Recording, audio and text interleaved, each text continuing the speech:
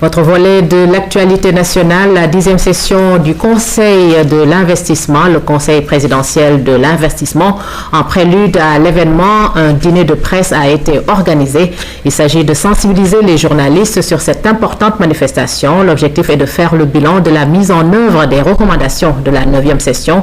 Elle va aussi permettre de proposer un programme de réforme pour les années à venir. Le point avec René-Léon Fonseca.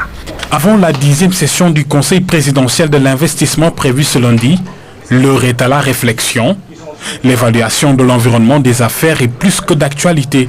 Le Sénégal s'est fixé un objectif de 7 à 8% de taux de croissance. Et pour y arriver, il faudrait une approche globale de l'investissement et des réformes de grande envergure. Une chose est de faire des réformes, une autre chose est d'en faire bénéficier les véritables usagers. Et nous souhaitons que les usagers puissent, devant chaque administration, connaître les réformes qui ont été menées, connaître ses droits et ses devoirs pour imposer que les réformes soient mises en œuvre. Cette 10e session sera marquée par des innovations de taille selon les organisateurs et sera également un moment privilégié pour faire le bilan des réformes adoptées.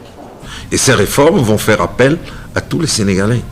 Nous avons mis en place 28 textes qui étaient des textes inédits dont personne n'a pu le faire avant nous. Et il était important justement de réunir ces cadres, ces hauts cadres de l'administration, de les mettre en synergie dans une réflexion partagée pour les amener à dégager des pistes qui sont les réformes que nous sommes en train de dérouler, que nous sommes en train de proposer.